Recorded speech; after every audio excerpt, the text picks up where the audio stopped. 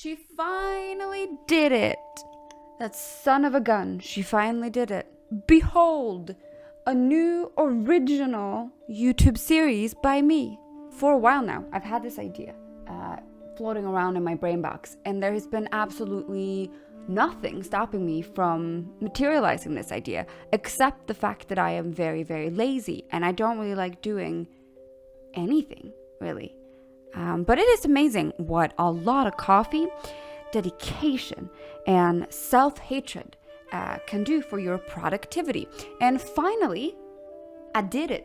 Human experiments. Horrifying. Downright cruel experiments have been done towards other humans throughout our history in the name of science or whatever. They are repulsive and awful and sometimes kind of funny. I mean, I know it's a little funny.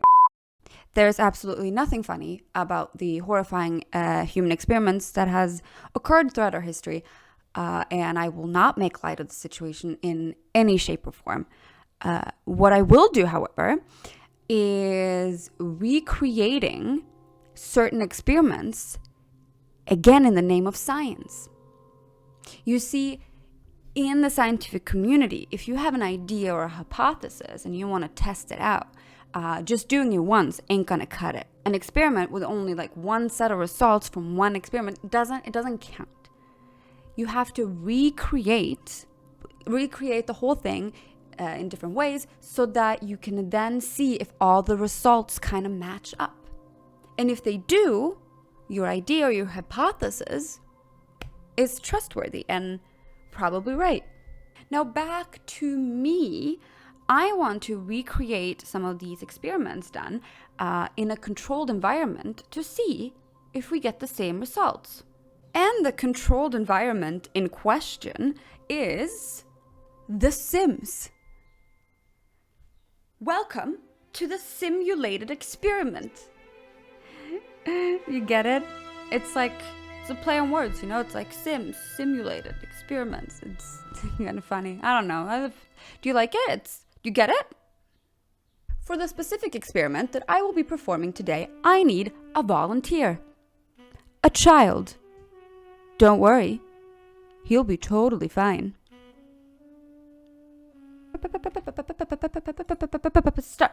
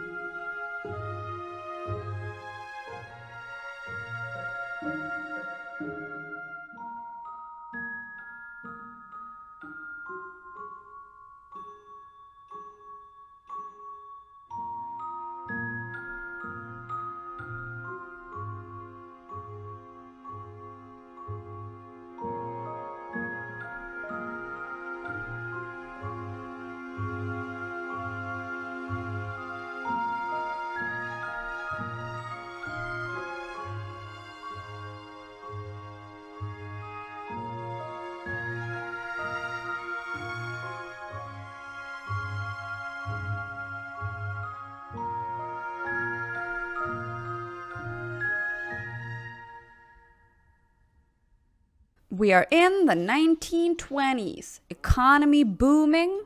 Freba from Ulak Zerb Zambas. Knee-high skirts, jazz music, and eventually penicillin. It was crazy times, really. What an awkward yet loving family. Would be a shame if science. Boy, you noob, Shuli.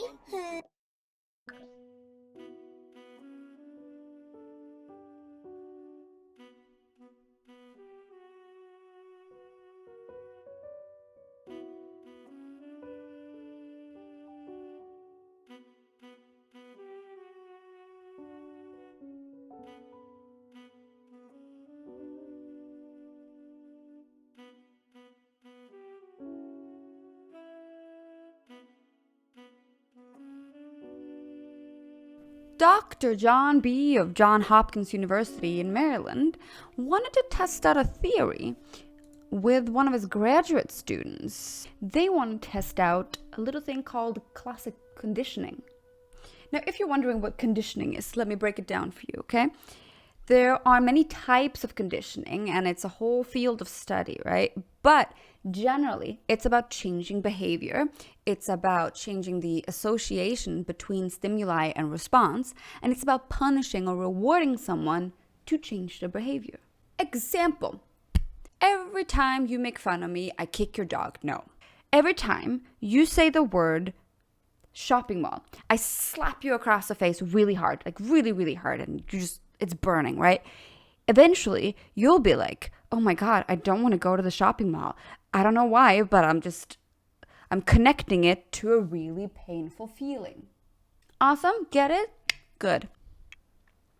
Pick an aspiration, knowledge, perfectionist, erratic, hates children. Got him. For Dr. John's experiment, a toddler named Albert B. was volunteered. Oop, there he is now. All right, family.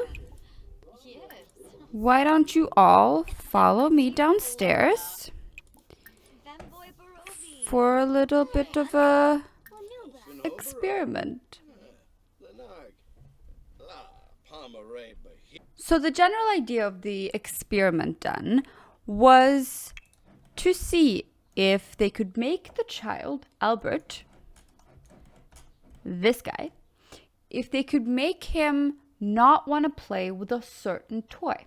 What was done is that they would put a lot of toys in front of him, and whenever he played with one certain toy, that would be this one, they would play a really loud noise behind his head so that he would be scared. And eventually, hopefully, he would connect that scared feeling to that toy and not want to play with it anymore.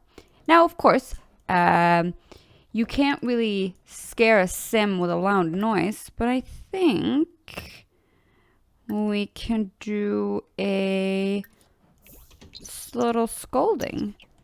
Oh, Joan Bluff. That's pretty much the same thing. A negative emotion. Punishing for a certain behavior, right? Locked door for everyone but Dr. John. Excellent. Now, let the experiment commence.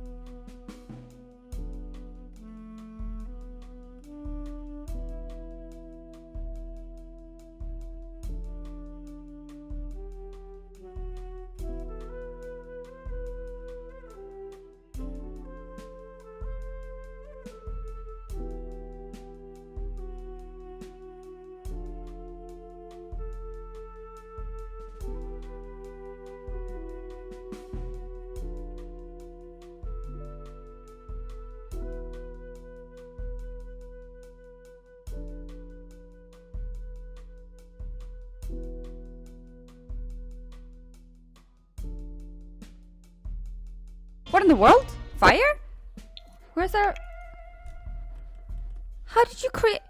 The sink is broken and there's a... John!